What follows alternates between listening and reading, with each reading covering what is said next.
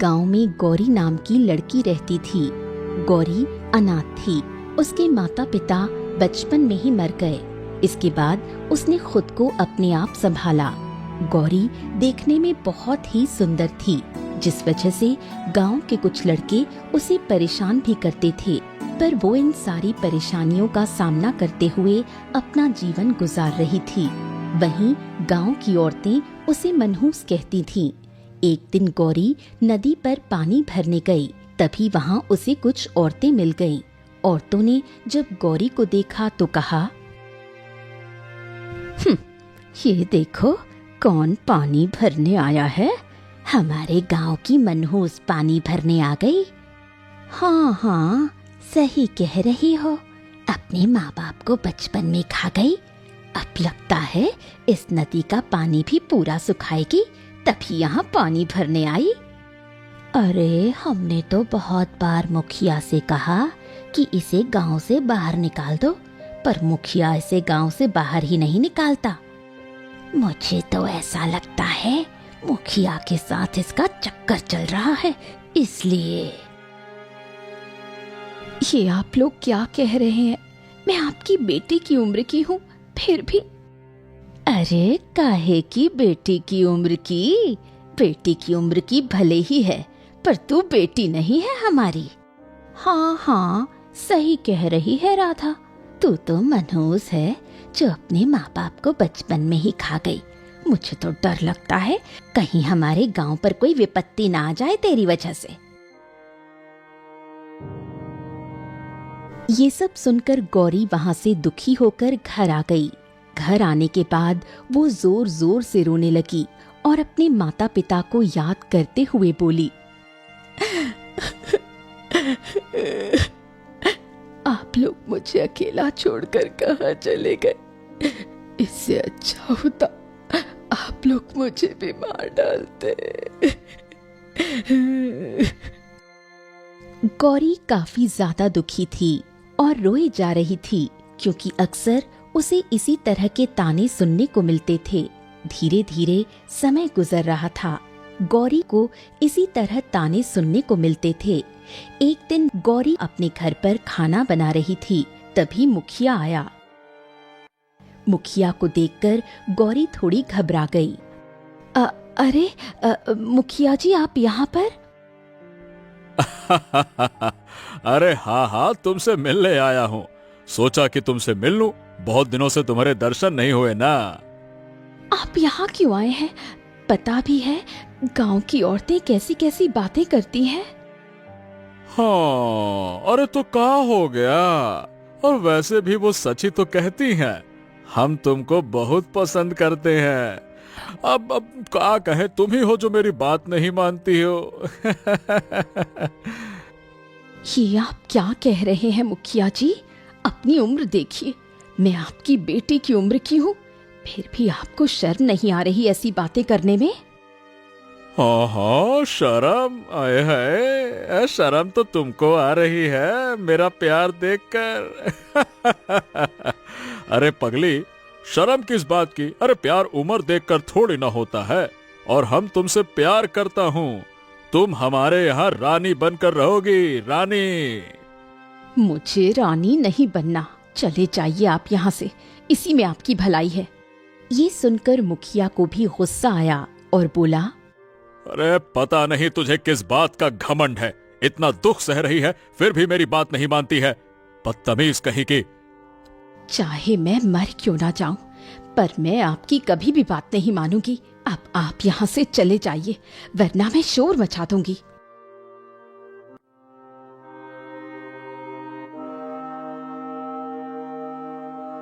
ये सुनकर मुखिया वहां से चला गया, जिससे गौरी काफी ज्यादा दुखी हुई। तभी उसे याद आया कि घर में लकड़ियां खत्म हो गईं और वो जंगल से लकड़ियां लाने के लिए चली गई। तभी रास्ते में कुछ लड़कों ने उसे छेड़ते हुए कहा, ला ला ला ला ला ला ला ला, कहाँ जा रही हो अकेले अकेले? अरे बताओ तो हम भी तुम्हारे साथ चलें। हाँ, बताओ तो हम तुम्हारे साथ चलते हैं। वैसे भी तुम्हारा इस दुनिया में कोई नहीं है, लेकिन हम हैं, हमको मत भूल जाना। भले ही मेरा इस दुनिया में कोई नहीं है, पर भगवान है, इसलिए भगवान से डरो और अपने घर जाओ।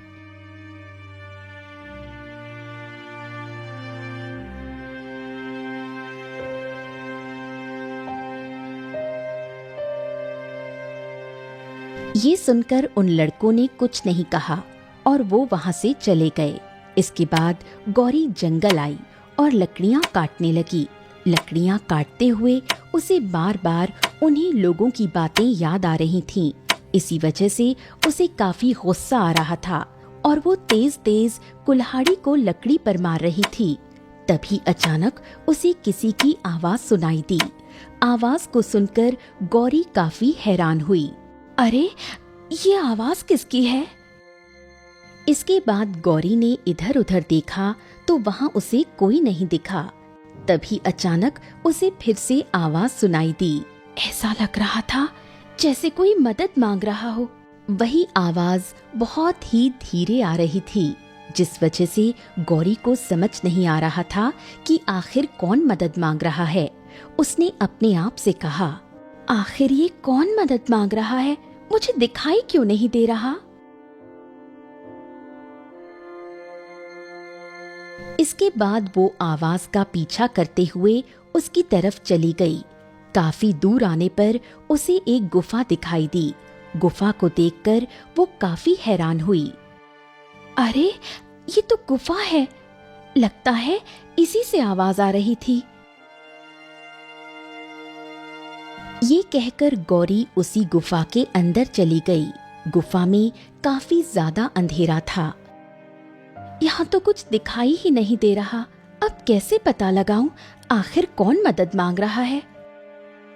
तभी अचानक आवाज आना बंद हो गई और उसने अपने आप से कहा, अरे, आवाज तो बंद हो गई। अब मैं क्या करूं? यहाँ कुछ दिखाई नहीं दे रहा। ऐसा करती हूँ, कल आऊंगी, तब पता करूंगी कि ये कौन है। इसके बाद गौरी उस गुफा से बाहर निकल आई और लकड़ियां लेकर अपने घर आ गई।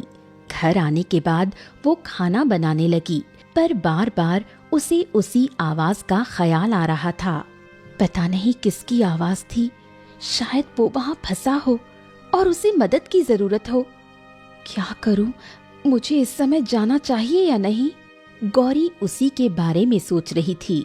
इस तरह शाम हो गई, जिस पर गौरी ने कहा, कल जाऊंगी। अब तो शाम हो गई, इस समय जाना ठीक नहीं है।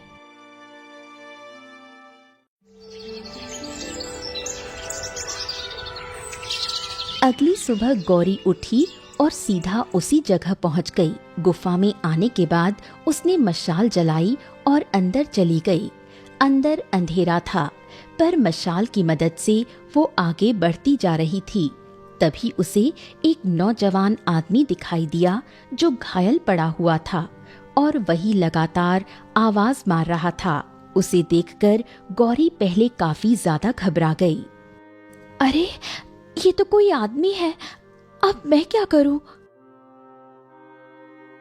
गौरी को समझ नहीं आ रहा था। गौरी ने उसे उठाने का प्रयास किया, पर उठा नहीं पाई। ओहो, मैं तो इसे उठा ही नहीं पा रही हूँ। ऐसा करती हूँ, यहीं पर इसकी औषधि लगा देती हूँ।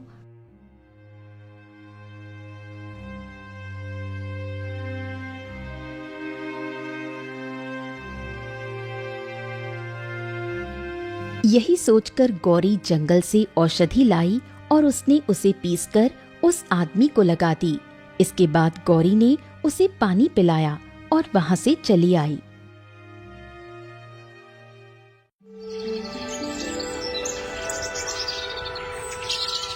धीरे धीरे 2-3 दिन गुजरे और गौरी इसी तरह उस आदमी की देखभाल गुफा में करने लगी। जब गांव वालों ने देखा गौरी रोजाना जंगल जा रही है तो वो काफी हैरान हुए। अरे, ये जंगल क्यों जाती है और वहां से कुछ लाती भी नहीं है? हाँ, बड़ी हैरानी वाली बात है। आखिर ये सब चक्कर क्या है? ये कर क्या रही है? हमें इस बारे में मुखिया को बताना चाहिए। कहीं ये कुछ अनर्थ ना कर दे। अरे काहे का अनर्थ, बस कहीं हमारे गांव का नाम बदनाम ना कर दे, इसलिए हमें मुखिया को बताना तो पड़ेगा ही। इसके बाद वो सभी मुखिया के पास आए। मुखिया ने जब गांव वालों को देखा तो कहा, अरे आप लोग यहाँ पर क्यों, क्या हो गया? कुछ दिनों से गौरी लगातार जंगल जा रही है, पर वहाँ से कुछ लाती नहीं। आखिर वो जंगल क्या करने जा रही है? अरे उसका जो मन करे सो करे, अब तुम लोग इतना उसके बारे में क्यों सोच रही हो? मुखिया जी, हम तो आपको बताने आए हैं, कहीं वो कुछ उल्टा सीधा ना कर दे जिससे हमारा गांव मुसीबत में फंस जाए। ओहो, अरे वो कुछ नहीं कर रही होगी, और वैसे भी जंगल में क्या ही कर सकती है। तुम लोग बेफालतू में इतनी बातें सोच रहे हो। चलो अब जाओ यहाँ से, चलो चलो चलो चलो, जाओ जाओ। ये सुनकर गांव वाले वहां से चले आए, जिस पर राधा ने कहा, मैंने तो पहले ही कहा था, ये मुखिया जरूर गौरी पर मरता है, इसीलिए हमारी बात नहीं सुनता। दूसरी तरफ गौरी की देखभाल से अब उस नौजवान की हालत ठीक होने लगी।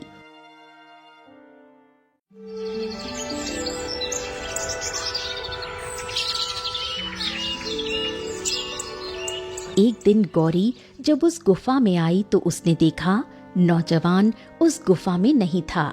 उस नौजवान को वहां ना पाकर गौरी को बड़ी हैरानी हुई। अरे वो नौजवान कहाँ चला गया? उसे तो इसी गुफा में ही होना चाहिए था, अभी तो उसके जख्म भी सही नहीं हुए। गौरी को कुछ समझ नहीं आया। उसने गुफा में अच्छी तरह देखा पर वहां कोई नहीं था। वहीं दूसरी तरफ लखन गौरी के पीछे पीछे आया था। उसने जब गौरी की बात सुनी तो वो वहां से सीधा गांव आ गया और गांव वालों से कहा, अरे अरे गांव वालों सुनो, अरे वो तो वहाँ पर किसी आदमी से मिलने जाती है। सुनो गांव वालों। क्या आदमी से मिलने जाती है? मुझे तो पहले ही शक हो रहा था, पता नहीं किसकी जिंदगी खराब कर रही होगी। अब तो मुखिया को बताना ही पड़ेगा, और मुझे पता है अब मुखिया उसे छोड़ेगा नहीं। सभी लोग फिर से मुखिया के पास गए। मुखिया ने जब सभी लोगों को देखा तो कहा, अरे गजब हो गया, फिर आ गए तुम लोग, अब क्या हो गया? मुखिया जी, गौरी जंगल में किसी आदमी से मिलती है। क्या बात कर रहे हो? ये क्या कह रही हो? हाँ हाँ, लखन ने अपनी आंखों से देखा है। क्यों रे लखन, ये राधा क्या कह रही है? हाँ हाँ, सच कह रही है मुखिया जी, वो किसी आदमी से मिलने जाती है। आज जब वो आया नहीं तो वो काफी ज्यादा परेशान हो रही थी। ओह, आने दो उस गौरी को, उसे तो अब मैं बताऊंगा।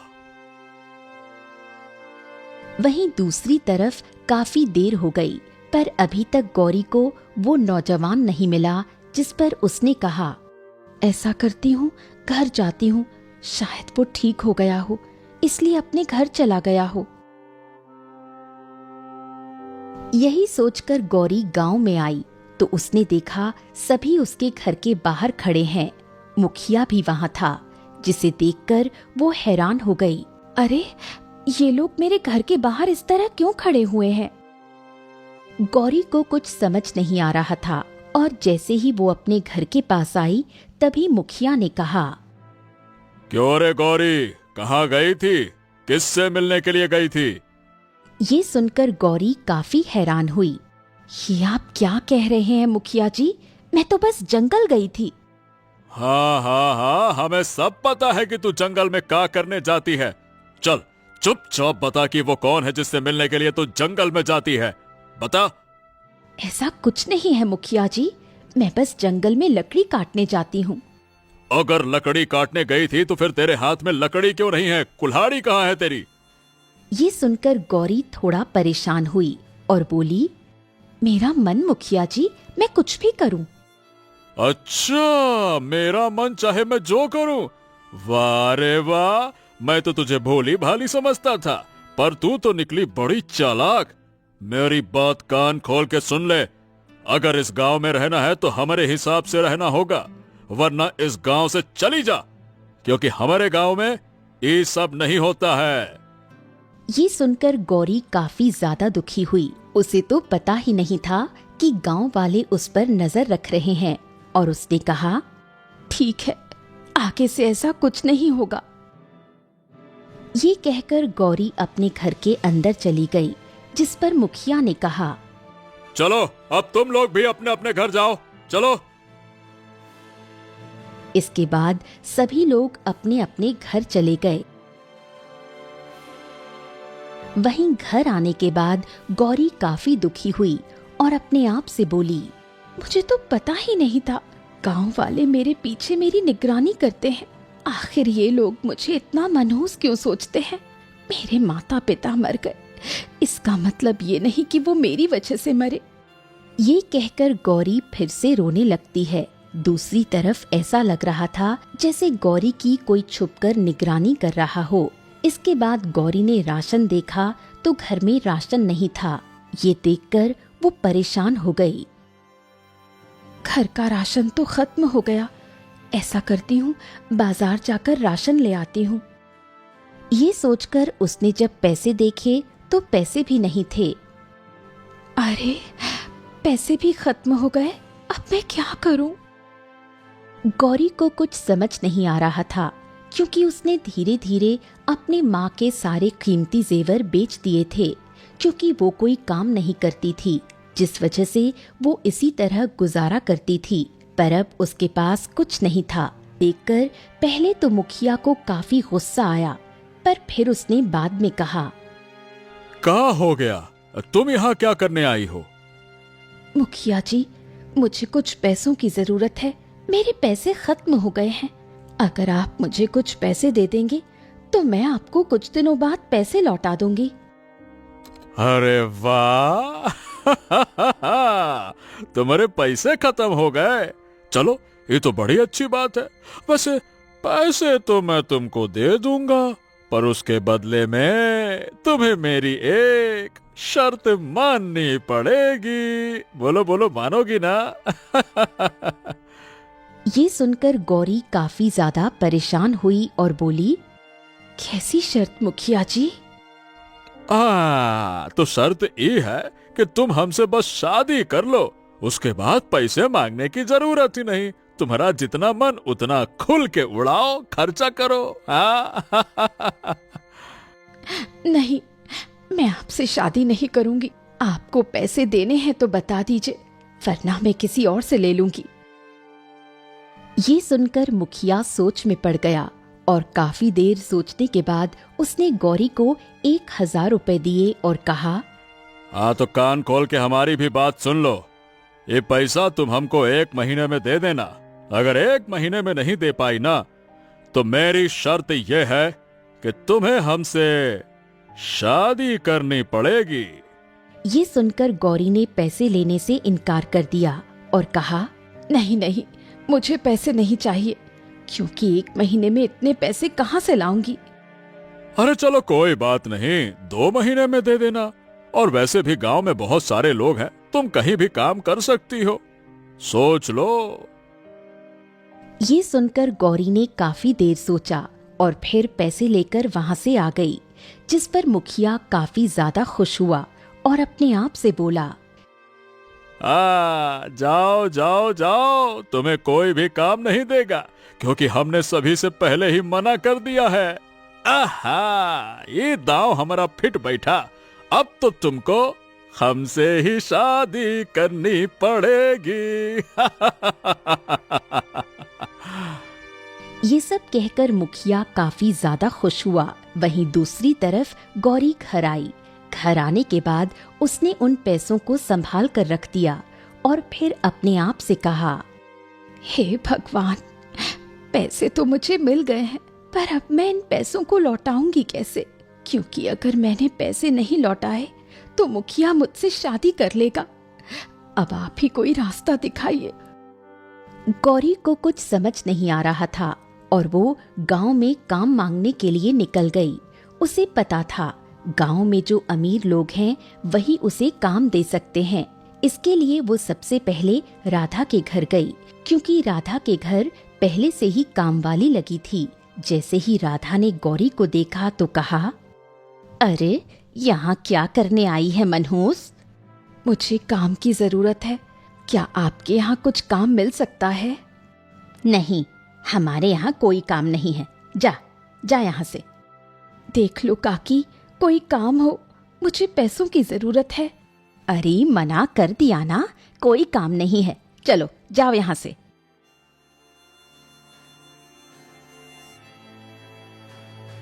ये सुनकर गौरी वहां से चली गई। उसने गांव में बहुत सारे लोगों से काम मांगा, पर किसी ने भी उसे काम नहीं दिया, जिससे वो बहुत दुखी होकर घर आ गई।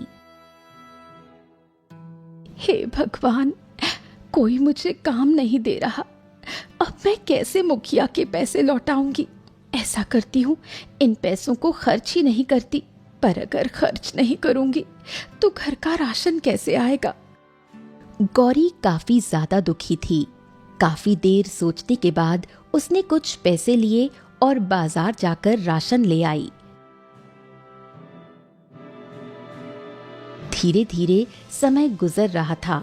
गौरी इसी बात को लेकर काफी ज्यादा परेशान रहती थी कि वो मुखिया के पैसे कैसे देगी। एक दिन गौरी अपने घर पर काम कर रही थी, तभी अचानक किसी ने गौरी का दरवाजा खटखटाया। गौरी ने दरवाजा खोला तो वो काफी ज्यादा हैरान हुई, क्योंकि सामने वही नौजवान खड़ा हुआ था जिसकी गौरी ने मदद की थी। अरे आप यहाँ पर? आपको मेरा घर कैसे पता लगा? बस गांव वालों से पूछते हुए आ गया। क्या मैं अंदर आ सकता हूँ? हाँ हाँ, क्यों नहीं, आइए अंदर। इसके बाद वो नौजवान घर के अंदर आया। गौरी ने उसे पानी दिया और कहा, अब आपकी तबीयत कैसी है? अब मेरी तबीयत ठीक है। ये सब तुम्हारी वजह से ही हुआ। अगर तुमने बचाया ना होता तो मैं तो कब का मर गया होता। आप ऐसा क्यों कह रहे हो? बचाने वाला तो भगवान होता है, बस उसने तो मुझे जरिया बनाया था। गौरी की ऐसी बातें सुनकर वो नौजवान काफी खुश हुआ। वैसे तुम्हारे घर में और कोई नहीं है क्या? नहीं नहीं, मेरे घर में कोई नहीं। मेरे माता पिता बचपन में ही गुजर गए। हो, तो इसका मतलब तुम अकेली रहती हो? हाँ हाँ, मैं अकेली ही रहती हूँ। अचानक गौरी के घर आए आदमी को देखकर गांव वाले काफी हैरान हुए। अरे इसके घर कौन आ गया? गौरी का तो कोई है ही नहीं। कहीं ये वही आदमी तो नहीं जिससे गौरी मिलने जाया करती थी? गांव में तरह तरह की बातें होने लगीं, पर गौरी इन सब से बेखबर थी। इस पर गौरी ने कहा, आप कहाँ रहते हैं?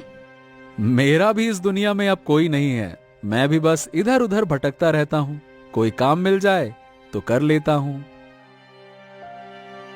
ये सुनकर गौरी को एहसास हुआ कि वो भी काफी ज्यादा परेशान था, क्योंकि गौरी को पता था जिसका कोई नहीं होता उसके साथ दुनिया वाले कैसा व्यवहार करते हैं। इस पर नौजवान ने कहा, क्या आज रात मैं तुम्हारे घर पे रह सकता हूँ? क्योंकि मेरे पास रुकने की और कोई जगह नहीं है। ये सुनकर गौरी थोड़ा परेशान हुई, क्योंकि उसे गांव वालों का डर था, पर फिर उसने कहा, हाँ हाँ, क्यों नहीं।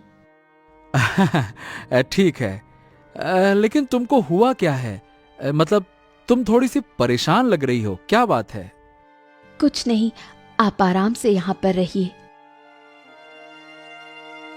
वहीं जब ये सब मुखिया को पता लगा तो वो सीधा गौरी के घर आ गया और तेज तेज चिल्लाने लगा, ए गौरी बाहर आओ।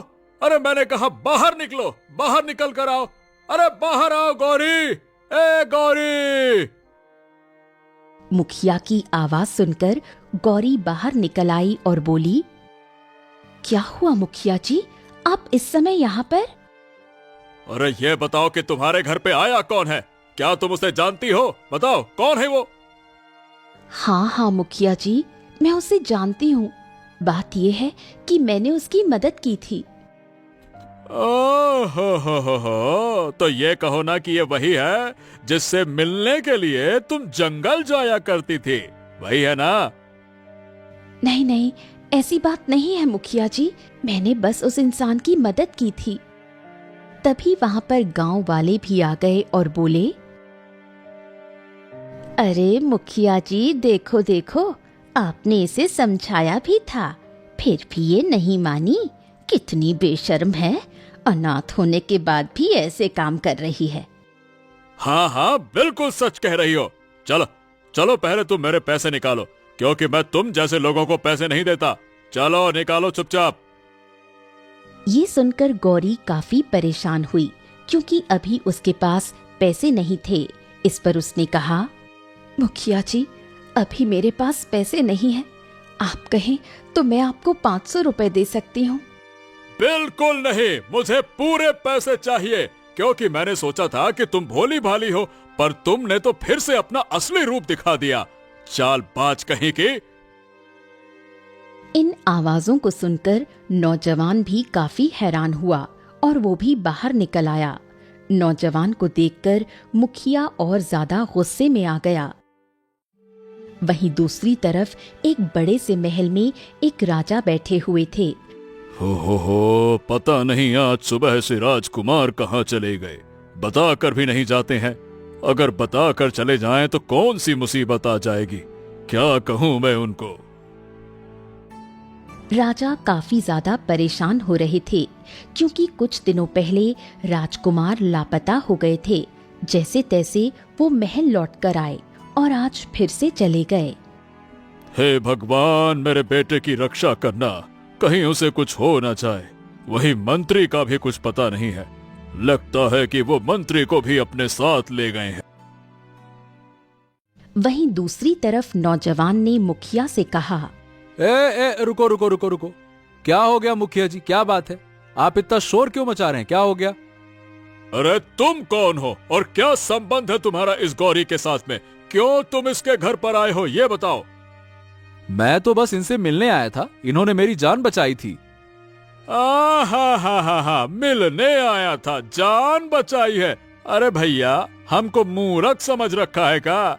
हमको पता है कि जरूर तुम्हारा इसके साथ में चक्कर चल रहा है, नैन मटक्का। हाँ। ये सुनकर गौरी काफी ज्यादा दुखी हुई और बोली, ये आप क्या बकवास कर रहे हैं, ऐसा कुछ भी नहीं है। तभी वहां पर एक आदमी आया और बोला, हाँ हाँ, ये लोग बिल्कुल ठीक कह रहे हैं, ऐसा कुछ भी नहीं है। मुखिया ने जब उस आदमी को देखा तो कहा, अरे तुम तो हमारे गांव के ही नहीं हो, तो तुम्हें इनके बारे में कैसे पता होगा, बताओ। मुझे सब कुछ पता है इनके बारे में, तुम्हें नहीं पता कि ये कौन है। अरे बड़े आए, तुम तो ऐसे धमका रहे हो जैसे ये कहीं के राजकुमार हो, और वैसे भी हमारे गांव में ये सब नहीं होता। और गौरी, मैं तुमसे कह रहा हूं, मेरे पैसे दे दो, वरना अंजाम बहुत बुरा होगा। ये सब सुनकर नौजवान को काफी ज्यादा गुस्सा आ रहा था। वहीं गौरी काफी ज्यादा दुखी हुई और वो रोने लगी और रोते हुए बोली, मुखिया जी, मैं सच कह रही हूँ, और रही पैसों की बात, तो अभी मेरे पास पैसे नहीं हैं। जब पैसे हो जाएंगे तो मैं दे दूंगी। वैसे भी 2 महीने की बात हुई थी, अभी तो 1 ही महीना गुजरा है। पर मुखिया ने गौरी की एक नहीं मानी। वहीं गांव वाले भी गौरी को बुरा भला कह रहे थे। ये सब देखकर नौजवान को काफी गुस्सा आया और वो बोला, बस शांत हो जाओ, नहीं तो मुझसे बुरा कोई नहीं होगा, बहुत हो गया। तभी नौजवान ने उस आदमी को इशारा किया और वो वहां से चला गया, जिस पर मुखिया ने कहा, क्या कर लेगा रे तू? अगर तुझे इतना ही दर्द हो रहा है तो ला, तू वापस कर मेरे पैसे, तू दे देना, दे, निकाल। अगर ऐसी बात है तो फिर ठीक है। ये कहकर नौजवान ने 1000 रुपए निकाले और मुखिया को देते हुए कहा, ये ले, पकड़ अपने पैसे और चुपचाप यहां से अब निकल जा, निकलो यहां से। ये सब देखकर गौरी काफी ज्यादा हैरान हुई और बोली, नहीं नहीं, मैं आपसे पैसे नहीं ले सकती। क्यों नहीं ले सकती तुम ये बताओ। अरे भाई तुमने मेरी जान बचाई, यही सोच लो कि मेरी जान बचाने की कीमत है, बस। नहीं नहीं, ये आप क्या कर रहे हैं? मैं भला जान बचाने के लिए पैसे कैसे ले सकती हूँ? अरे ये इसलिए पैसे नहीं ले रही है क्योंकि इसे ज्यादा पैसे चाहिए होंगे। तुम्हें नहीं पता लड़के, ये बहुत ही मनहूस और बेशर्म लड़की है। तुम तो इसके जाल में फंस गए। हाँ हाँ, राधा एकदम ठीक कह रही है। ये बचपन से ही अनाथ है और इसने जब अपने माँ बाप को नहीं छोड़ा तो ये तुम्हें क्या छोड़ेगी।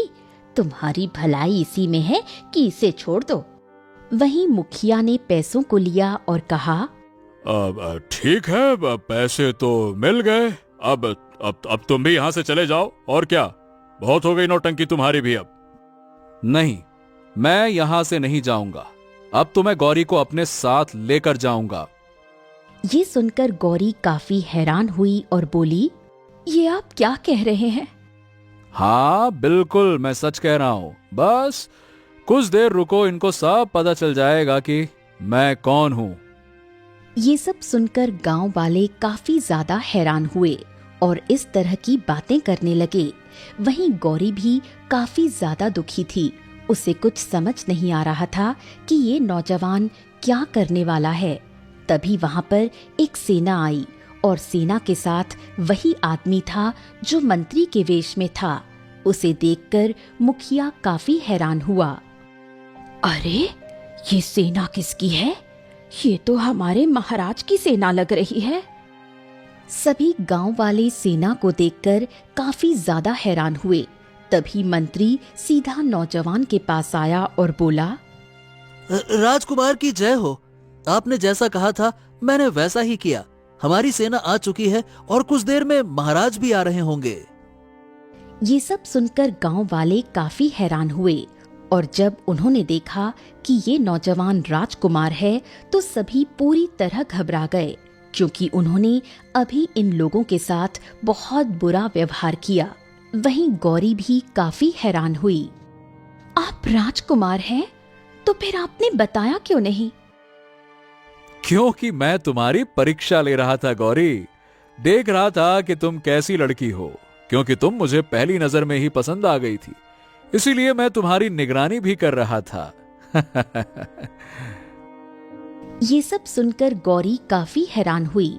वहीं मुखिया ने कहा, अब राजकुमार जी, हमको माफ कर दीजिए। हमको नहीं पता था कि आप राजकुमार हैं।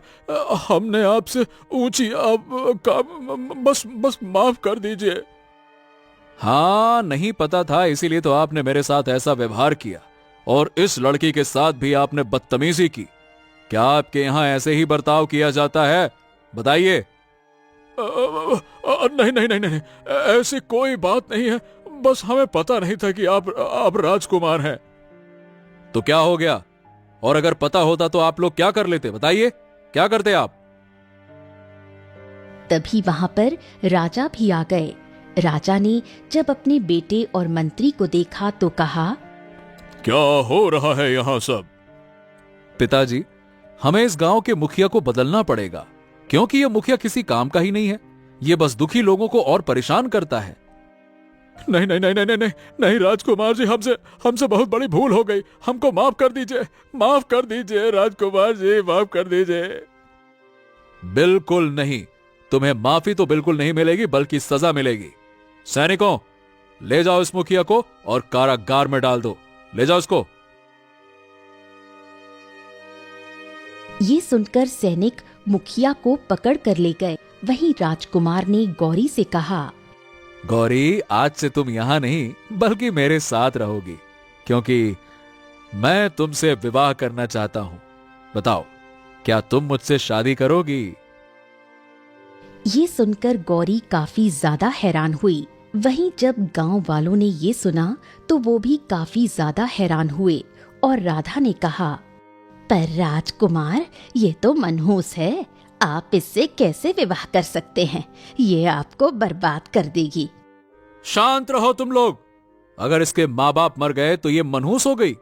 अरे तुम जैसे लोगों की वजह से ही इंसान सुखी नहीं रह सकता। ये सुनकर सभी लोग शांत हो गए। इस पर गौरी ने कहा, मैं आपके काबिल नहीं हूँ। मैं तो एक बहुत ही गरीब लड़की हूँ। तो क्या हो गया गौरी, तुम भले ही गरीब हो लेकिन तुम्हारा दिल तो बहुत बड़ा है ना। बस मैंने तुम्हारे दिल को देखा और इसीलिए मैं तुमसे शादी करना चाहता हूं। हाँ हाँ बेटी, राजकुमार और मंत्री ने मुझे सारी बात बताई थी। तुम मेरे बेटे को पसंद हो तो मुझसे शादी कर लो। ये सुनकर गौरी काफी ज्यादा खुश हुई और वो शादी के लिए मान गई। इसके बाद सभी महल आए और फिर राजकुमार और गौरी की शादी हो गई। अब गौरी बहुत ज्यादा खुश थी क्योंकि जहां उसका जीवन दुखों में बीता, अब वो आराम से रानी बनकर महलों में रह रही थी।